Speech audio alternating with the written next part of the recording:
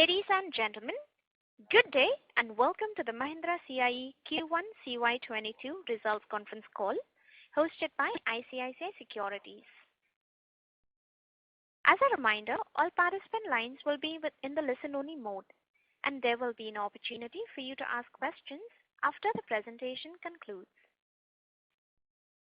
Should you need assistance during the conference call, please signal an operator by pressing star then 0 on your touchtone phone. Please note that this conference is being recorded. I now hand the conference over to Mr. Basudeb Banerjee from ICICI Securities. Thank you, and over to you, sir. Thanks, Margaret. Good afternoon to all participants from India and Asia, and good morning to all participants from Europe.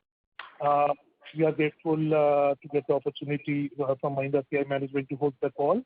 And I'll welcome the management represented by Mr. Ander Alvarez, CEO, Mr. K. Jayaprakash, CFO, Mr. Vikas Sinha, VP Strategy, Mr. Lofon, Business Controller, and Swapnil Saudagar, DGM Strategy. So over to you, Vikas, and for the initial comments, and then thanks. Thanks, Basudeb. Good day, everyone. Good afternoon, and good morning to those who are joining from Europe. I welcome all of you, as well as Ander Alvarez, our CEO. So we are going to talk about our results for Q1 C22. We start with MCI India results for Q1 C22, the first quarter of calendar year 22, which is on page 6. Sales is 15% higher on a year-on-year basis compared to Q1 C21 on a year-on-year basis. However, this is mainly due to RM price increase. If you look at the table on the right that depicts market performance, you will notice that the light vehicles, tractors and two-wheeler segments all experience negative growth vis-a-vis Q1 C21. MCI India's sales performance is thus better than the market even after taking into account the RM increase. But the table also presents signs of optimism. The performance of light vehicles and tractor segments is better than in the Q4 C21. So sequentially, tractors and light vehicles are better, and we expect this trend to continue. MHCV quarterly data is not presented, but they are also improving steadily. Only two-wheeler segment shows some cause for concern. Despite this uncertain market scenario, we are happy to report that in Q1 C22, we have returned to our target level of 15% EBITDA in India.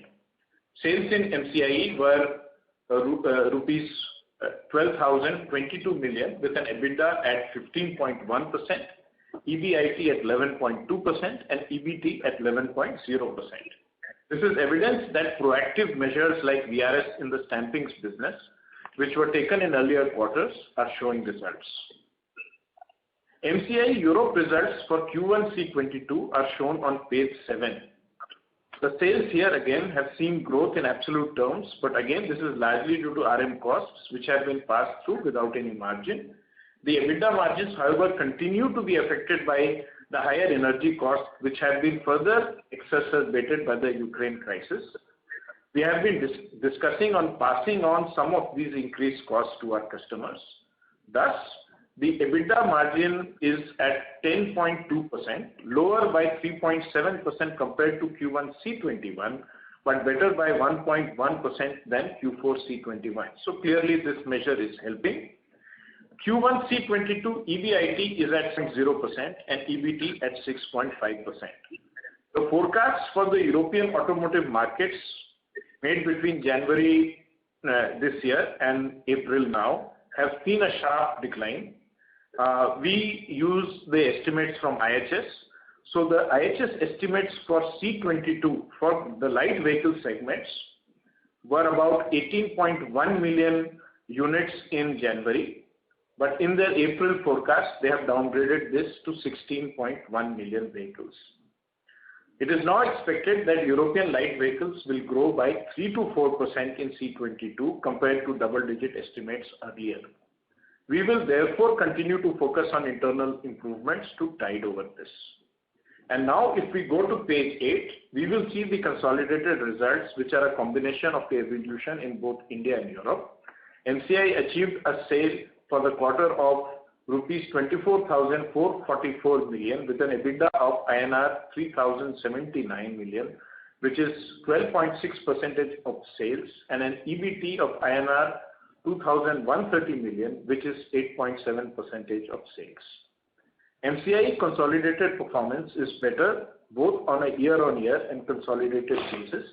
And in fact, Q1 CY22 results are one of the best quarterly results that we have ever achieved in our history. Also, key projects that we had outlined in our year-end C21 results call, namely EV orders, digitization and automation, optimizing energy costs in Europe as well as in India through renewable power, they are all progressing well. So we can report good progress there. Therefore, we are focused on maintaining this good momentum in performance, and this we are doing it in an uncertain and volatile market, and we hope to be successful. So thank you, and now we proceed to Q&A. Thank you very much. We will now begin the question and answer session. Anyone who wishes to ask a question may press star and 1 on the touchtone telephone. If you wish to remove yourself from the question queue, you may press star and 2. Participants are requested to use handsets while asking a question. Anyone who would like to ask a question, please press star and 1 at this time. Ladies and gentlemen, we will wait for a moment while the question queue assembles.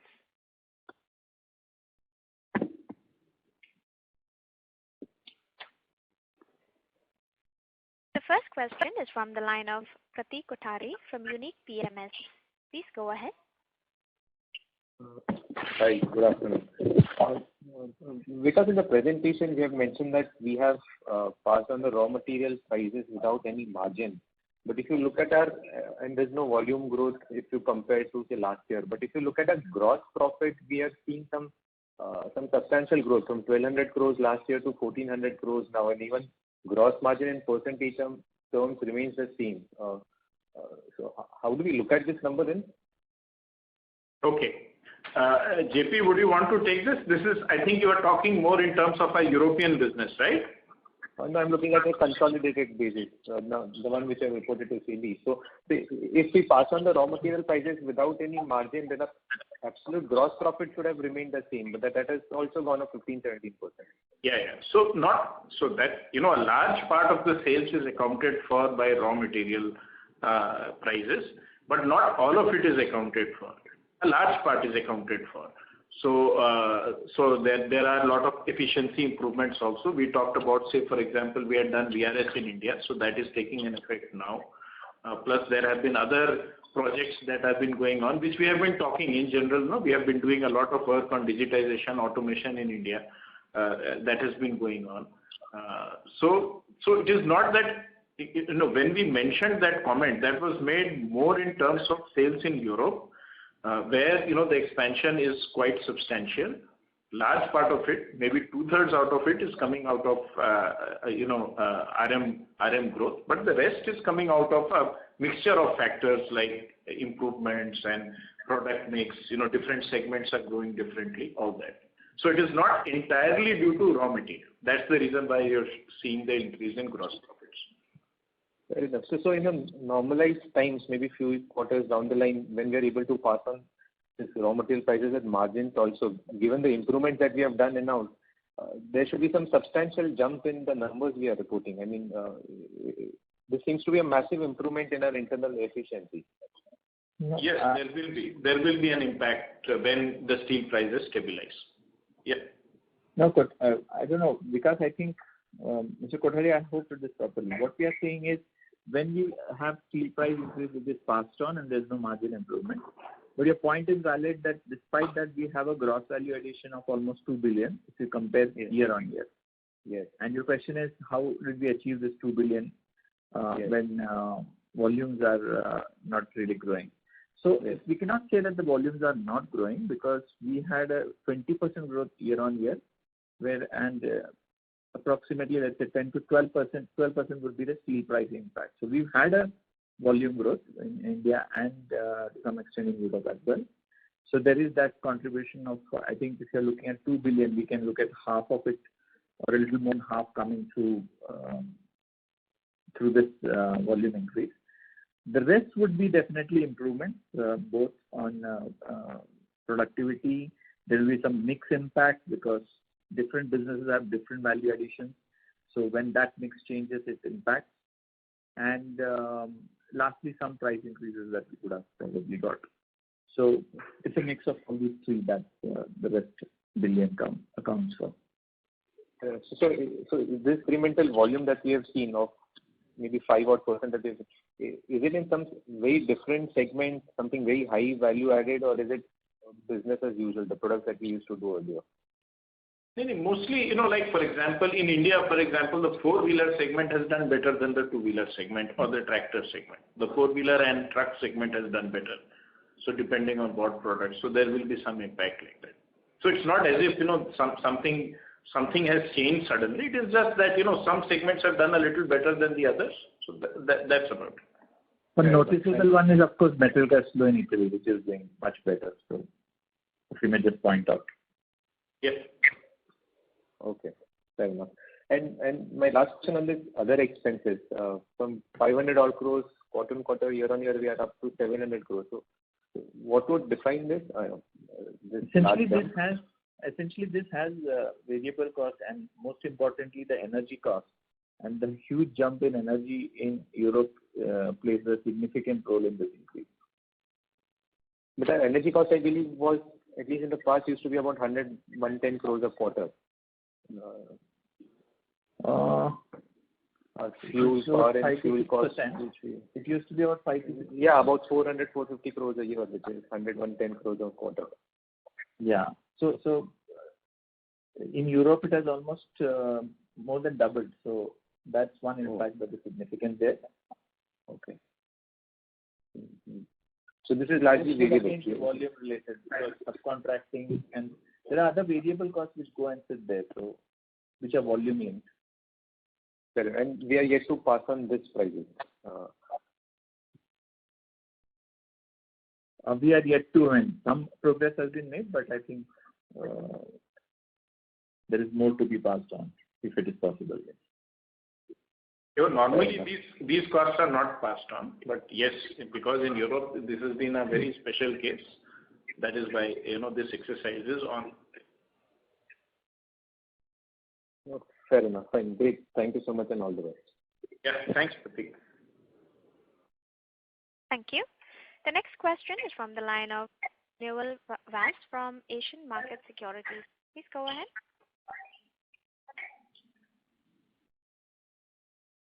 Noel Vaz, your line has been unmuted. Please go ahead with your question. Yes. Are you heard? Yes. Yes, we can hear you now. Yes. So I just had one query. So regarding energy costs. So compared to CIE, I'm sorry to interrupt you, Mr. Vaz, but your voice is breaking up. Can you please check your phone connection? Okay. Can I be heard now better or? Yes, better. This is better. Yes. Okay.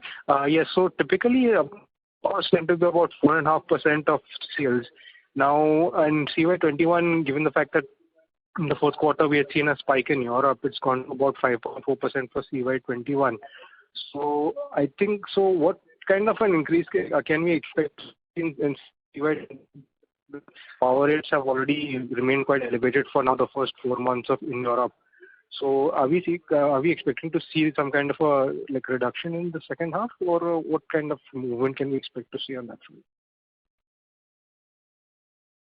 JP, what is the expected power cost in C22 as percentage of sales? I think his question is, in Europe, what do we expect going forward on the energy? I think Ander probably can answer that. How does the energy cost look for the rest of the year?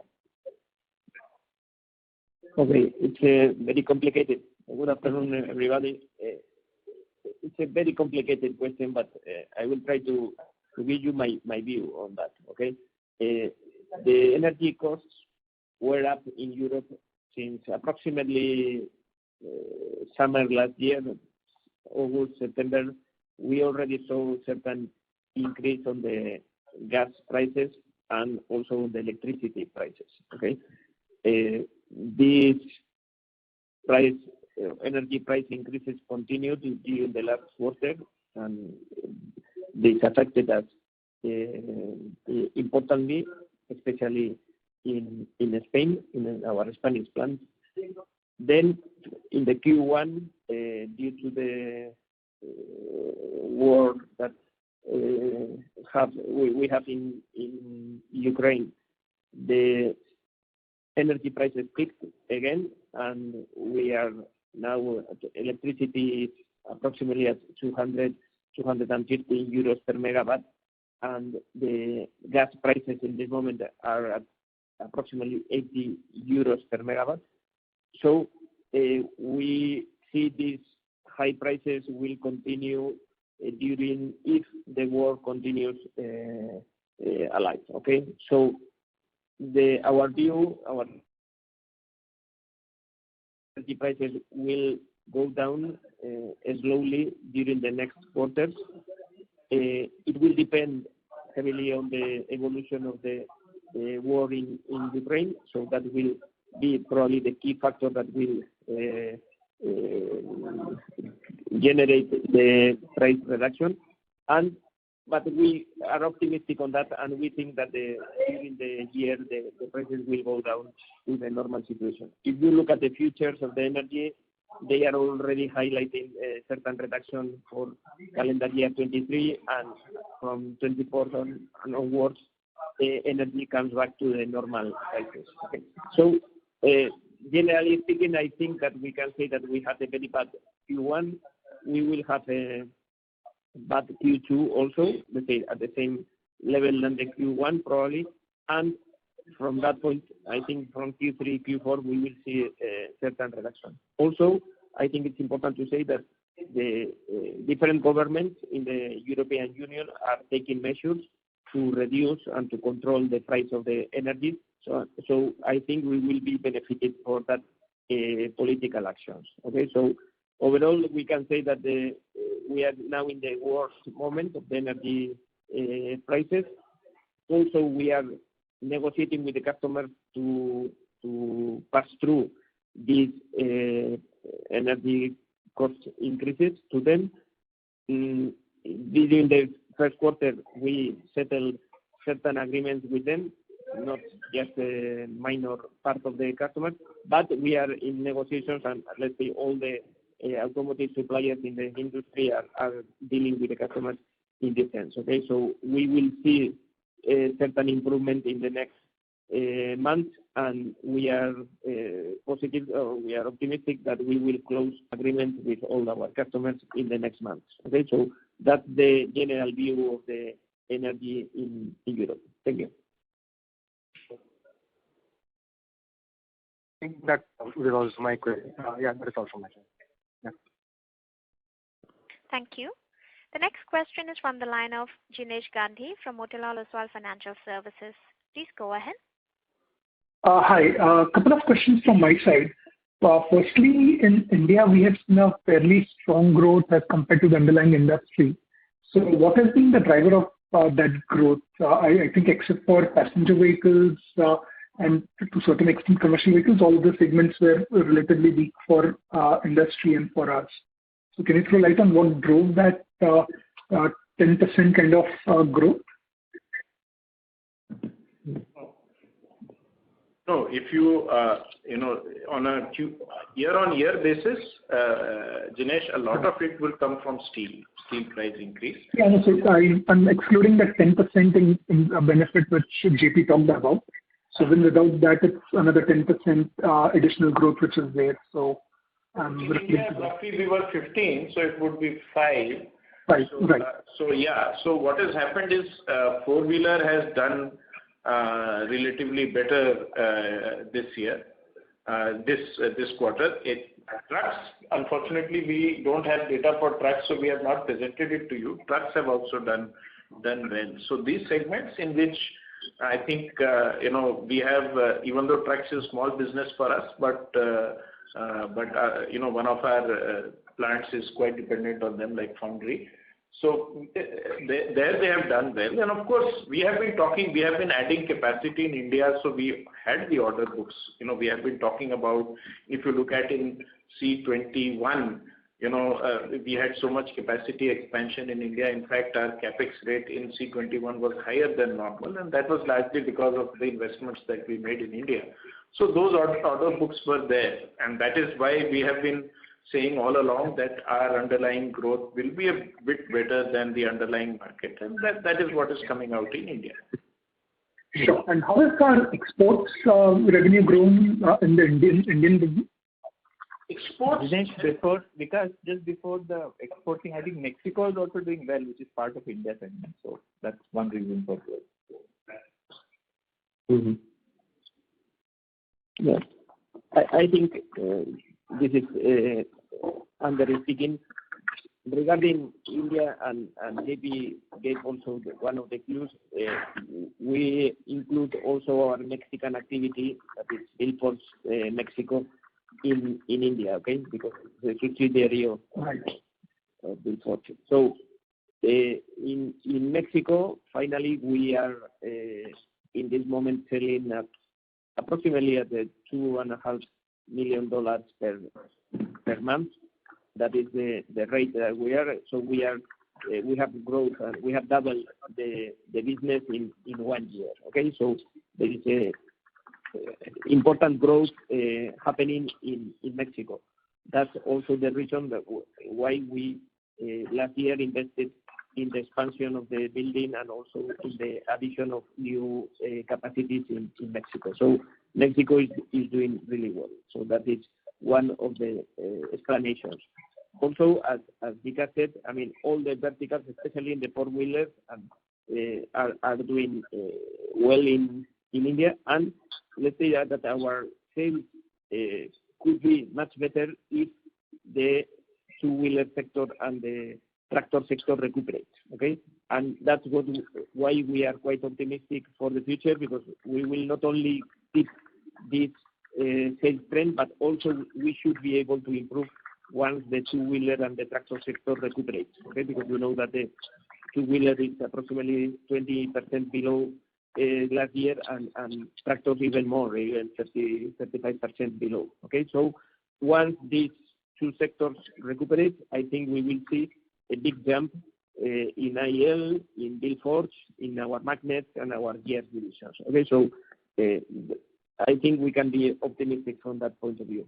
And regarding Europe, in Europe the market is also, from the market point of view, we can say that the four-wheeler market is weak in this moment. And despite this weakness, I think our position is good. We are supported by the raw material increase, as Vikas mentioned, but also I think it's important to highlight that Metal Castello is doing really well. Okay, Metal Castello is getting now historical records on sales, thanks to the good performance on the off-road vehicle market in United States.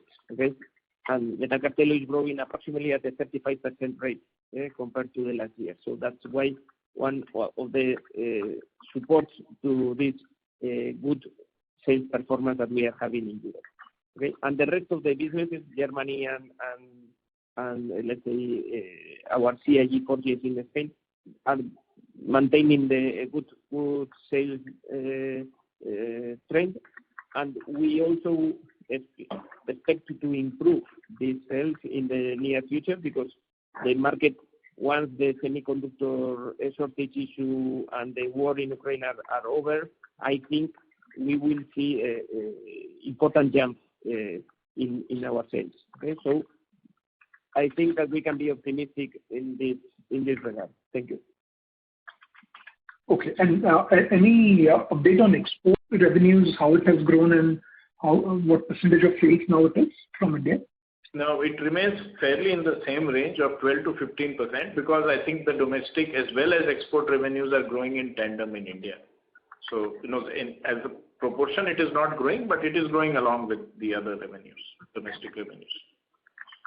Got it. And for the European business, talk about the euro from constant currency growth with and without RM and energy cost pass through. So under the question is, in Europe, if we change it into euro, in euro terms, and if we take away the impact of RM and energy price increase, what would be the growth? At the moment we are calculating in euro, approximately could be the growth in Europe would be something like, wait a moment, about 10%, more or less, could be, okay? That would be the growth in Europe, in euro currency. And this 10% is after removing RM and energy cost pass-through, or this is including that? Okay, yes, eliminating raw material and energy costs would be the growth would be approximately 10%. Yeah. Okay. Got it. Thank you. I'll fall back in queue. Yeah, thanks, Jinesh. Yeah. Thank you. The next question is from the line of Nikhil Kale from Axis Capital. Please go ahead. Yeah, thanks for taking the question. Just taking the previous discussion forward, you talked about the 10% kind of YY growth at a constant currency and removing the impact of RM and energy side. Would it be possible to maybe throw some more color on the different parts of the business? So, for example, what would be the growth in, say, CV projects and also on the CV projects?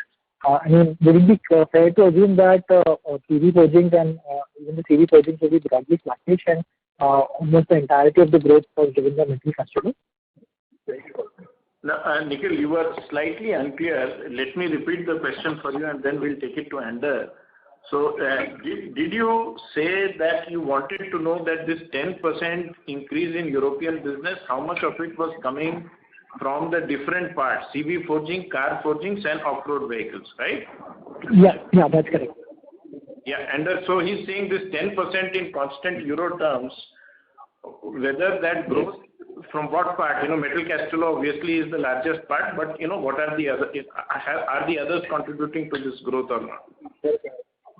Yeah, they are contributing approximately the same because in German business is doing quite well, and also passenger car business is doing well in terms of sales. So I would say that the best performer was Metal Castello because in Metal Castello we have this growth, and the raw material impact is not relevant in Metal Castello of approximately 30%, and the rest is coming from Germany and from our passenger car forges in Spain. So I would say that more or less all the verticals are performing in a similar way, except Metal Castello that is doing better than the others.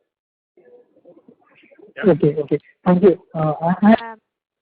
So sorry to interrupt you, Nikhil. May I request you to speak on the handset mode? Your audio is not very clear. If you are on speaker, is this better? Yes, thank you. Yeah. So just taking that point forward, if we look at the production data, at least for the less than 6 ton PV data that you have provided, that's down almost 20% YOY. So if we've seen kind of positive growth, just wanted to understand, is it the case that maybe OEMs have also built up inventory? And again, I reckon there would be also some benefit of some of the new order wins. So if you could just maybe talk about the same. So, if again, Nikhil, I'm summarizing your question for you. So the question is asking, in the car segment, there has been a drop in the market volume. So how have we grown? Is it because the OEMs are building up inventory, or is there some other reason? No, we are not building inventory. I mean, he's asking for CIE or for the car makers? For CIE. No, I'm talking from car makers' perspective. Is it that they are building up inventory of the other parts, whereas there are obviously some chip shortages that are happening, so they are maybe just building up inventory for the other parts of the car? Okay. I wouldn't say that they are building inventories in this moment. We know that, for example, in Germany, certain truck makers, they are building the trucks and they are not selling them because some electronic is missing, and there could be certain, let's say, balance in the next quarters, but it's not relevant. I would say that most of the truck makers, what they are saying us is that the order book is fully booked in this moment. I mean, they have more than 1 year of orders in the pipeline, and they expect us to continue producing at the maximum rate in the next months. Okay, so the information that we are getting from the market is quite positive in that sense. Okay, so that's the reality. That's why we are quite optimistic on sales evolution in the next quarters. Okay, thank you. Thank you. Yeah, thanks, Nikhil. Thank you. Thank you. The next question is from the line of Saket Kapoor from Kapoor and Company. Please go ahead. Yeah, good afternoon, sir. Namaskar. Thank you for this opportunity. Sir, firstly, if we take this other income component in our standalone numbers, how should one read into the operational profits on a standalone basis? So this is a one-off item that has appeared for this quarter of I think so 89 crore as being. Yeah, that is Sorry, this is Jayaprakash. If you're looking at this quarter's number of 937, it includes 860 million of dividend received from AEL, which gets knocked off in Concall. So in that sense, it is not relevant. So sir, this component was not present for the last year comparable numbers. No, it was not. No, this is the first time AEL has declared dividend. Okay, so then even on a likewise basis, when we look at the console numbers, how comparable are these March numbers vis-a-vis the last year March? So if we were to knock off that 860, we would be at something like 50-60 million, which is comparable with the previous quarter. Just a small point. I'm just trying to compare March 21 and March 22. So March 21 did not have this other income component, correct? No. So March we had 27 million. If Okay. we were to exclude this quarter's dividend of 860 million, we would be around 60 million, right? So there's an increase from 27 million to 60 million if you remove the one-time impact. Okay. So this is the impact on the console number. The console number would have been lower in case if we knock off this extra dividend part. Yes. And what is the reason for this high dividend, sir? And what is the recurring? Would it be a recurring part? How was this dividend appeared for this quarter? Mr. Kapoor, as I said, for Concall, it will not make any difference because it's coming from subsidiary. Right, sir. But I only wanted to understand the nature of the dividend payout and how can we ascertain the continuity of the same in the 14th year. So this will have only, even from a cash perspective, it doesn't have it. Since it is tax neutral, we have, AEL had accumulated cash, so that's how it has come. Going forward, there will be dividends probably, but we will assess it year to year. And the reduction in the finance cost, which we have seen on a quarter-on-quarter basis from 126 crore for the December quarter on a console level to 84 crore, 85 crore. How is this a sustainable number, and what factors have attributed to this significant reduction in the finance cost? Okay, so it is not crores, it is million. So it has come down from 12.6 crores to 8.5 crores. Okay. So this reduction, there are some one-time elements to it. There is a forex gain which has gone there of about 20 million, and the interest subvention was announced by the government in India in this quarter with a retrospective effect. So there is one-time impact there. I think I would rather leave it at the earlier quarter number for future projection. Didn't get the last point, sir. Come again. We had an interest subvention announced by the government, which announcement came in this quarter, but had a retrospective effect from 1st October of 2021. So there are one-time impacts. Therefore, if your question is whether it is sustainable, I would rather go by the last quarter number going forward. last quarter numbers are okay. And sir, for the energy cost part, as the CEO has mentioned, do we have any hedging mechanism wherein we are hedging our forward energy cost in some way or the other? We don't have it, but I think he's asking if we are taking another contract. So we don't have any hedging system for the energy. Okay. What we are doing now is we are negotiating with the customers, and we are looking for certain indexes to index this energy price to the peak price. Okay, that's what we are trying to do, and which, let's say, most of the customers they are negotiating with, not only with us, let's say with all the suppliers, and probably in the next month we will see the certain agreements, and we will be able to offset part of this pain that we are having now in our accounts. Okay, you saw that our EBITDA margins in Europe were at 10%, 10.2%. That is far below that we had previous year, and the main reason of this drop in margins is coming from this energy that we are still negotiating with the customer. So we don't have any hedging system, but we think that we will reach an agreement with the customers in the near months. Right, sir. Okay, sir. Last point, and then come in the queue. On the utilization levels front, sir, taking into account the order booking from the OEM part, what are the likely utilization levels for plants across our geographies? What have been for this quarter on an average, and what are we expecting in the coming foreseeable future?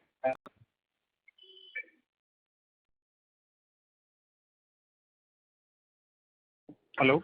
Vikas, can you hear me?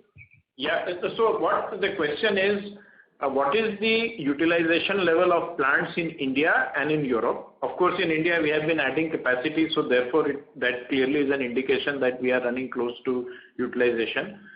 So that is the question. What is the utilization levels in India and Europe? Okay. In India, it's true that it's different in the different verticals, that we have different situation, but most of the businesses are running close to 100%.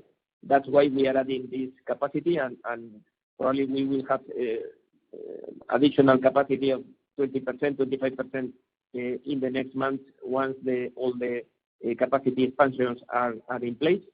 So India is in this moment at a high saturation, I would say, and in Europe we can be at in this moment at 70-75% of capacity utilization. Okay, so we still have capacity available to grow, but we don't see the growth coming until the war in Ukraine is over. Okay, so that's let's say we will be able to keep this trend, and the growth probably will come once the war and the geopolitical frictions are over in Europe.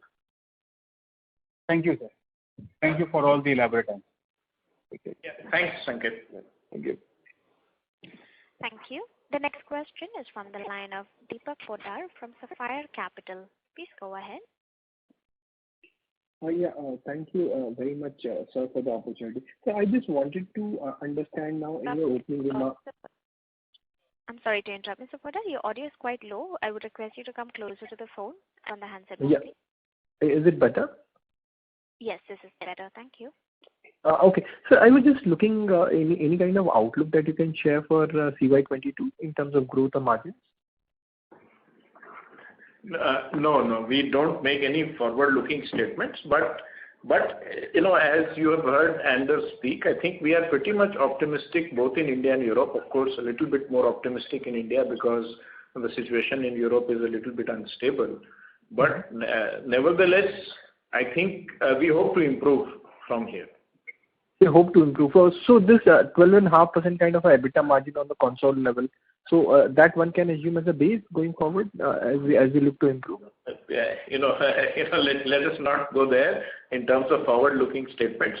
Please also realize that there is cyclicality in our business. There is in Q3 you will have, in August you will have the holidays in Europe, and then we'll have the festive season in India. So those things factored in. As I said, we hope to keep improving from here. Let me not talk about what is the base rate and how much it can become. What we will say is that we want to be as close as possible to 15% EBITDA in the near term. That is the kind of the number that we are working with, and we hope to be higher than market growth. So these are the two things that we definitely are working with. And as I said, we are optimistic. You heard our CEO speak. So just a clarification: this 15% you're saying for the India business or for the as a whole? It is as a whole. But as I said, of course, in India things are a little bit, I must say, easier, given that the market situation is less volatile here. But we want to do it on an overall basis. Of course, Europe right now is at 10.6%, so it is it is a little further away. But what we are talking about is in terms of consolidated. That is something that we would like to do. Yeah. Understood. Yeah, that's it from my side. Thank you and all the way best. Yeah, thanks. Thank you. The next question is from the line of Bharat Sheth from Quest Investment Advisors. Please go ahead. Hi, congratulations in showing an excellent performance in a challenging time to Ender and your team. So Ender, the question is, now in India we have performed much better despite two-wheeler is not doing well. So and as also you said, some of the capex as well as new production line has also helped us. So have we gained some kind of a market share in other PV and CV as well as tractor, or even two-wheeler also, if one has to look at from that perspective? I think that okay, Vikas, go on. Sorry. No, Ender, over to you. No, I was just going to mention that yes, we are improving our market share, and it's clear that we are affected negatively by the two-wheeler sector drop. And if the two-wheeler sector recuperates and the tractor sector recuperates, that's our expectation in the next quarters. We will see further growth in our companies. Okay, but coming back to the four-wheeler evolution, just concentrating on that sector. Yes, we think that we are growing our market share, and certain divisions, certain verticals like forging or like foundry, stamping, we are growing our market share, and we are recuperating the market share that we had before. So I think that in that sense, that explains our growth trend in India. Same line, I mean, in Europe, if we remove metal cast alloy, which has performed much better, so in the remaining part of the business also, have we gained some market share, or it is the same where we were earlier? I think in the rest of the business, we are in the same position that we were earlier. Okay, we don't see market share growth except in metal cast alloy, where our position with our American customers is very strong, and as they are performing well, we are also growing importantly. But in the rest of the businesses, in commercial vehicle forgings and passenger car forgings, we keep the position. No, there is no big change in there. So, and question on now coming to this metal cast alloy, in earlier comment we said that we will be expecting now this year to go. What was the level we have picked out in CY 2018 or 19 of 19 million? So what is current rate of metal cast alloy per month, and how do we see going ahead? Okay, in metal cast alloy, we have this year the best historical sales in all the years that we know Metal Castello, we were at a peak of approximately 70 million euros in 2018. This year we will hit probably 80 million euros. Okay, so there will be an important growth, and unfortunately we cannot sell more because our capacity is completely booked in Metal Castello. Okay, so we will be at 100% load in Metal Castello this year, and we are also adding certain additional capacity, but that will take some time. But we are quite optimistic on that sense. Thank you. And is it a fair understanding, Jaiprakash, that because of Metal Castello we have been able to improve QOQ margin in the Europe business, and once we get some kind of a pass through of the energy cost, so there is a further room to improve? Europe? Yes. Yeah, I think Anders said that, right? We have Yes. to get the energy cost across. It will. And with Metal Castello, which is a highest contributing margin business, because where the large part is our, job work kind of a, or machining kind of a thing. So overall, Europe margin will further improve, correct? Is that fair understanding? Yes. Yes. Metal Castello helps. Okay. And can you share, Yes, yeah, go ahead, please go, Anders. No. Okay. You mentioned properly. We are negatively affected in Europe in this moment by the energy and the inflation costs. Okay, those are the two impacts that are affecting us. And also, it's important to say that the raw material price increase without margin is also affecting to the margin. Okay, it's affecting between 1 to 2% on our margins, just for the raw material increase that has been passed through 100% to the customers. So those are the main impacts in our accounts, and it's true that we should be able to continue improving if we are able to pass through the energy cost to the customers. Okay. And any new order win in the Metal Castello do we have in this current year, or this whatever order book we have will be able to help us grow, even next year? Not new big businesses. Just standard, small standard new orders, but not big ones to be highlighted in this moment. Okay. In this moment, what we are now preparing in Metal Castello is the plan for the future, where, as you know, we are at 100% of our capacity utilization. So if we want to continue growing, we need to add additional capacity. Okay, that's the situation where we are having in Metal Castello in this moment. And earlier, we moved some part of the order to India. And is it possible that with getting more order, we can move those part of the order to India in case of this capacity constraint is not really been resolved? Yeah.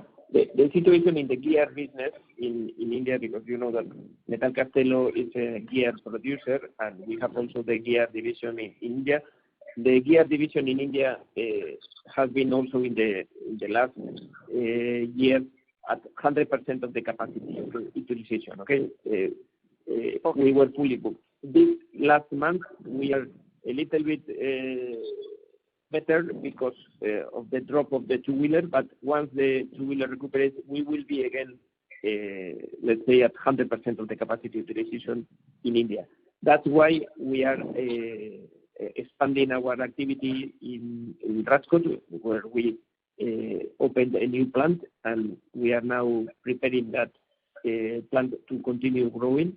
And also we are expanding our capacity in our Pune plant, where we will continue adding capacity to continue our growth trend. Okay, so it's a good point that you mentioned to use the capacity in India, but the point is that in India also we are fully booked in the gears division. Okay, so the expectations are very good in both regions, and that's why we continue our growth and capacity expansion strategy in both regions. Okay, last question, Ender. On this FTA free trade agreement that India is negotiating with the Europe, happening of that, I mean, will it benefit Indian subsidiary? Bharat, we'll have to study that. We have not looked at that, how the free trade agreement, if at all it happens or when it happens, will affect us. Please allow us to have a look at that and then we'll come back to you. Okay. And on the capex guidance for the current year? JP, 5 to 6% of sales. But JP? Yeah, I think it's 5 to 6%. Yes. Okay. Thank you and all the best. Yes. Yes. Thanks, Bharat. Thank you very much. Thank you. Ladies and gentlemen, you may press star and 1 to ask a question. The next question is from the Nikhil Kale from Axis Capital. Please go ahead. Yeah, sorry, just one follow-up from my side. On the RM price increase that you have talked about, just wanted to understand, is there also a component for, within that, is there a component for previous quarters? Or is this pertaining to just this quarter? Normally, all the RM, pricing, the steel price and aluminum price increases are settled within the quarter. Can we confirm that there was no steel or aluminum settlement from earlier quarters in this quarter? No.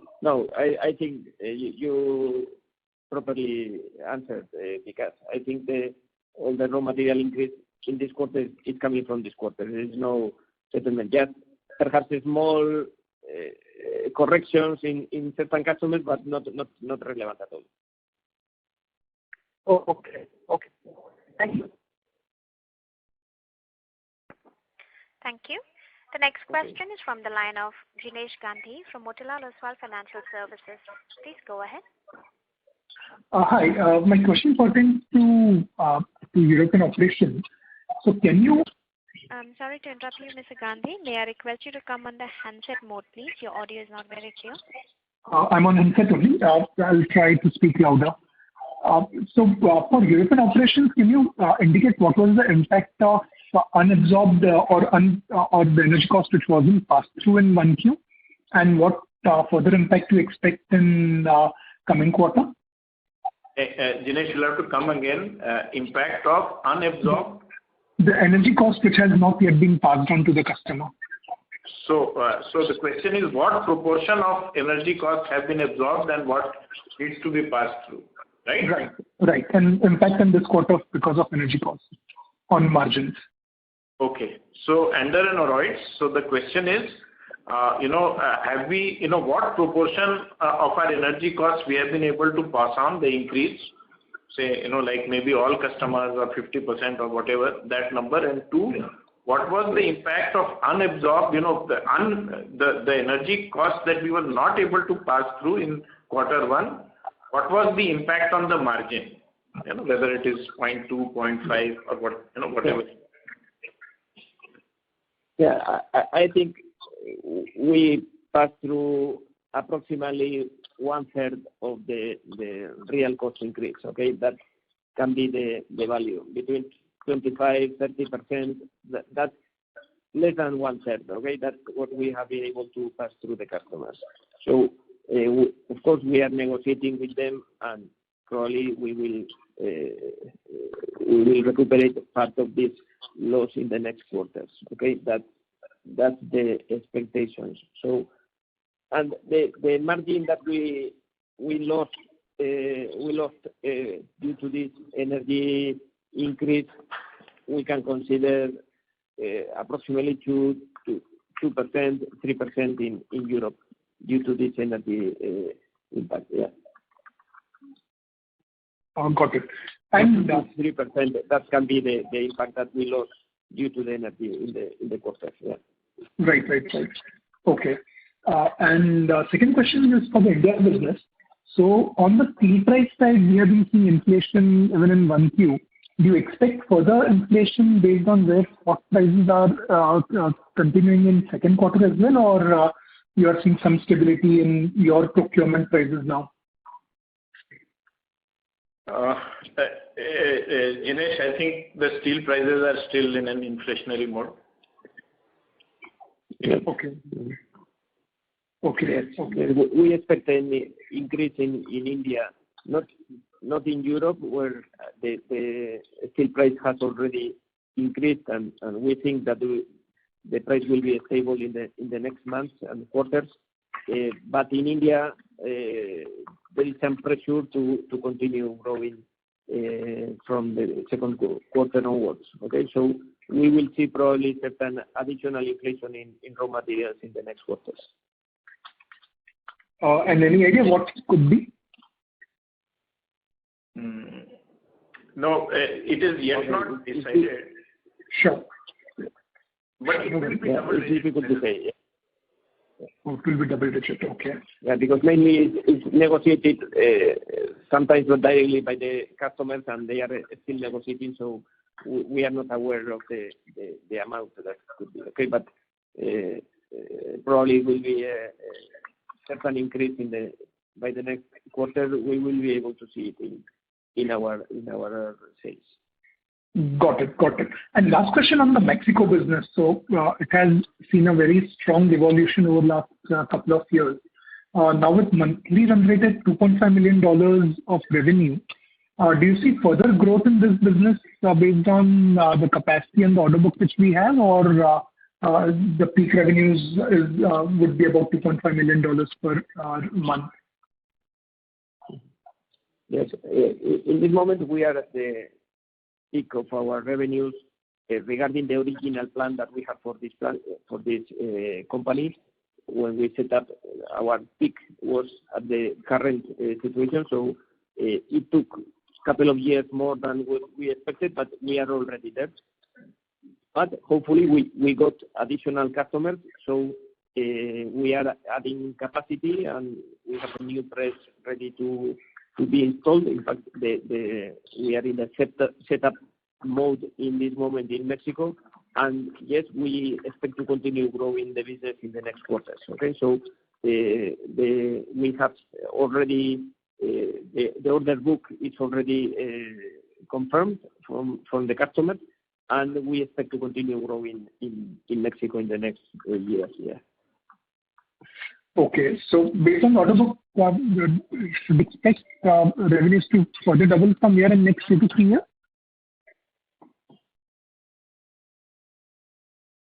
Sorry, I didn't catch you properly. Can you hear me? Based on the order books and the capacity expansion, over next 3 years, should this monthly run rate of 2.5 million further double? Yeah, could be. Yes, that will be the best case.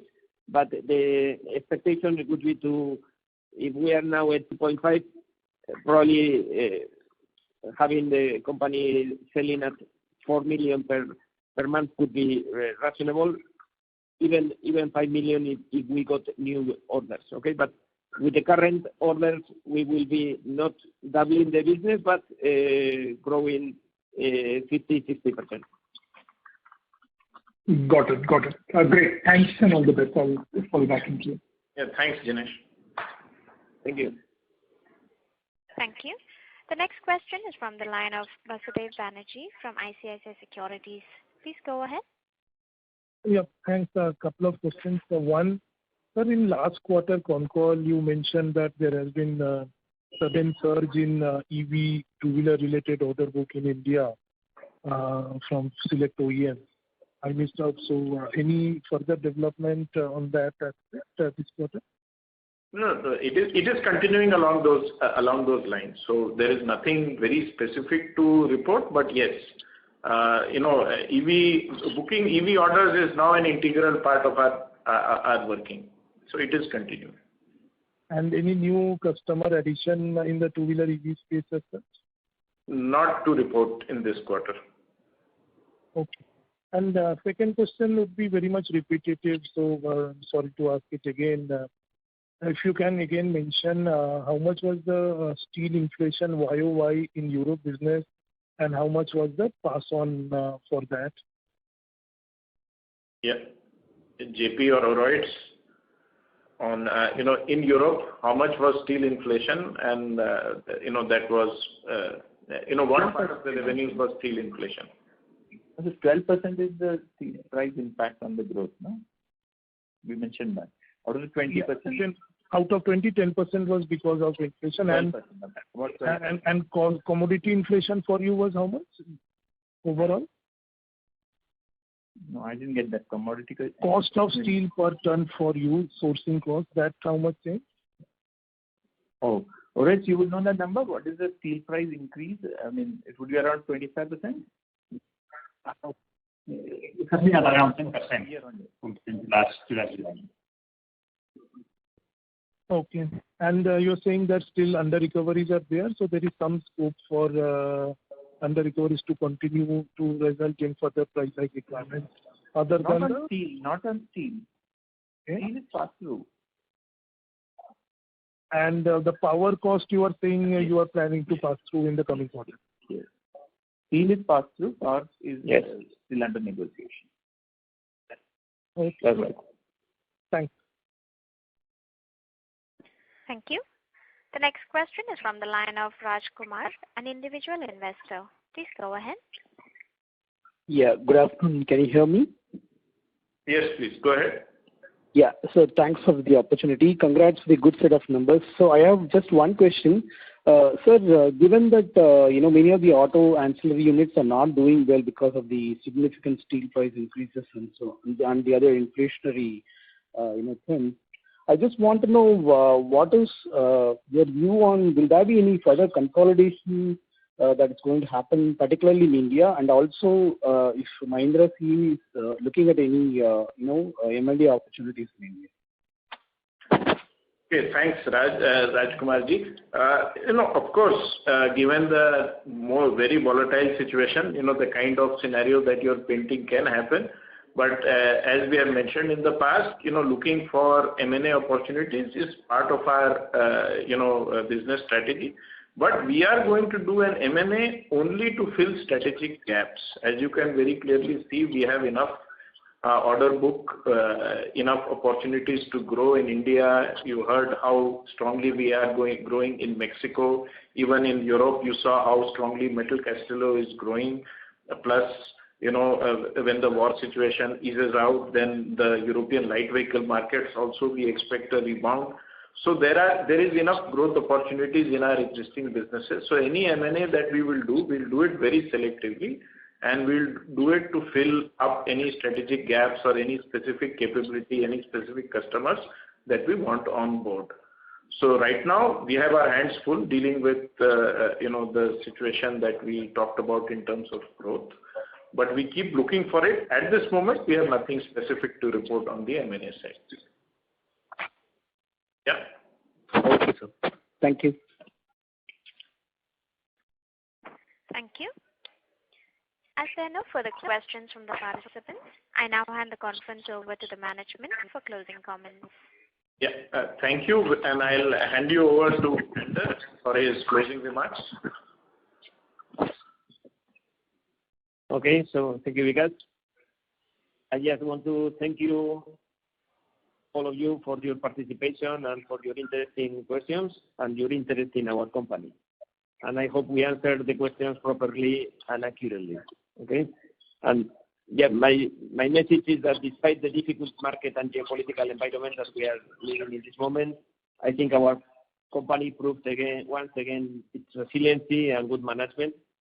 So we were able to recuperate part of our margins that we lost last year, and we expect to continue this trend in the near future. Okay, and as always, I want to say thank you to all my Mahindra CIE team, that they are doing a good job with a good dedication, commitment in a very difficult times. So I'm sure that we will continue improving our results in the future. So thank you very much, everybody. Yeah. Thank you very much. Have a good day, guys. Bye. Thank you. On behalf of ICICI Securities, that concludes this conference. Thank you for joining us. You may now disconnect your lines.